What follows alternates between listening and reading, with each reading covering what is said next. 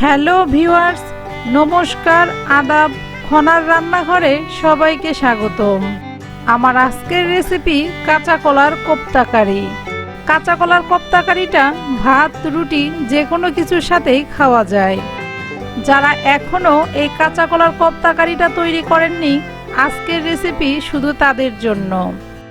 আর রেসিপিটা যদি আপনাদের ভালো লাগে, ভিডিওতে একটা লাইক দিবেন। চলুন তাহলে কথা না বাড়িয়ে শুরু করা যাক। কাঁচা কলার কোপ্তাকারি বানানোর জন্য আমি এখানে 2টা কাঁচা কলা সিদ্ধ করে ছাল ছাড়িয়ে নিয়েছি। এবার কাঁচা কলাগুলো একটা ম্যাশারের সাহায্যে ম্যাশ করে নিচ্ছি।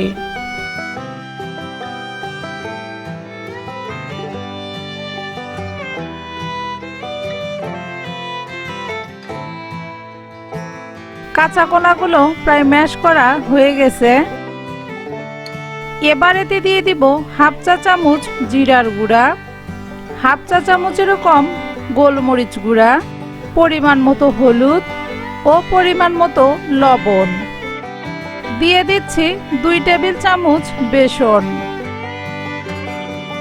এবার সবগুলো উপকরণের সাথে ম্যাশ করে রাখা কাঁচকলাগুলো ভালোভাবে মিশিয়ে নিব।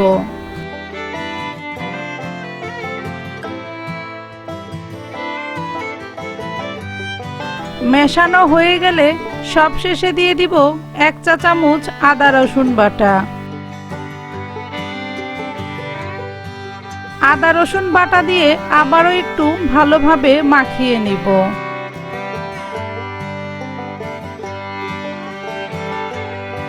সবগুলো উপকরণ একসাথে ভালোভাবে মাখানো শেষ। আর হাতও ধুয়ে এসেছি কাঁচা কলার কোপ্তাটা তৈরি করার জন্য। হাত ধুয়ে নিলে হবে কি, কোপ্তাটা তৈরি করার সময় হাতে লেগে কোপ্তাটা নষ্ট হওয়ার সম্ভাবনা থাকবে না। আমি এখানে কোপ্তাগুলো গোল গোল শেপ করে তৈরি করছি, তবে আপনারা চাইলে চ্যাপ্টা অথবা গোল যে কোনো সাইজ করেই কোপ্তাটা তৈরি করে নিতে পারেন।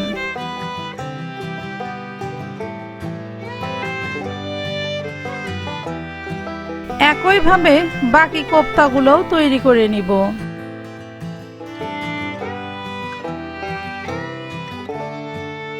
ভাজার জন্য কোপ্তাগুলো একদম তৈরি হয়ে গেছে।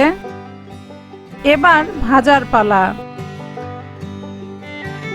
কোপ্তাগুলো ভাজার জন্য চুলায় একটা ফ্রাই প্যান বসিয়ে দিয়ে পরিমাণ মতো তেল দিয়েছি। তেলগুলো হাই হিটে গরম করে নিয়েছি। এবার কোপ্তাগুলো তেলে ছেড়ে দিচ্ছি।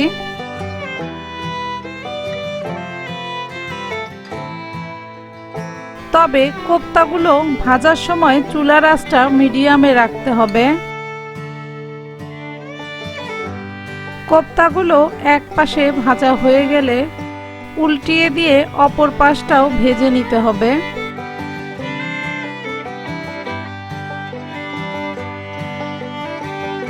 এইভাবেই 2 থেকে 3 বার কোপ্তাগুলো উল্টিয়ে পাল্টিয়ে দিয়ে গোল্ডেন ব্রাউন কালার করে ভেজে নিব। কোপ্তাগুলো 3-4 মিনিট ভাজার পরে গোল্ডেন ব্রাউন কালার চলে এসেছে। এবার উঠিয়ে নিব। কাঁচা কলার কোপ্তা ভাজা হয়ে গেছে। এবার কোপ্তা দিয়ে তরকারি রান্না করার পালা। তরকারি রান্না করার জন্য চুলায় একটা প্যান বসিয়ে দিয়ে তেল দিয়ে দিয়েছি। এবার দিয়ে দিচ্ছি একটা তেজপাতা ও কয়েক টুকরা দারুচিনি। সাথে আরো দিয়েছি হাফ চা চামচ গোটা জিরা। মশলাগুলো হালকা গরম করে নিয়ে এবার দিয়ে দিব হাফ কাপ পেঁয়াজ বাটা। পেঁয়াজ বাটা হালকা কষিয়ে নিয়ে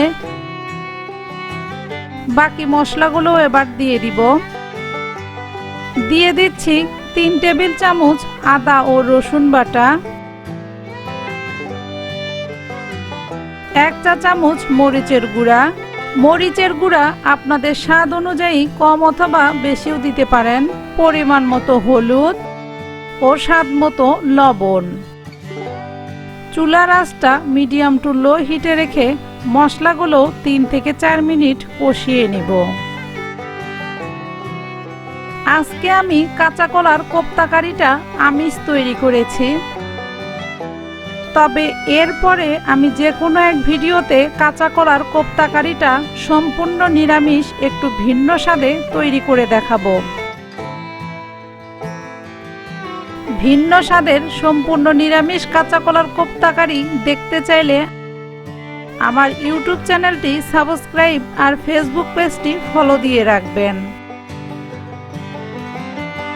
মশলাগুলো প্রায় কষানো হয়ে গেছে।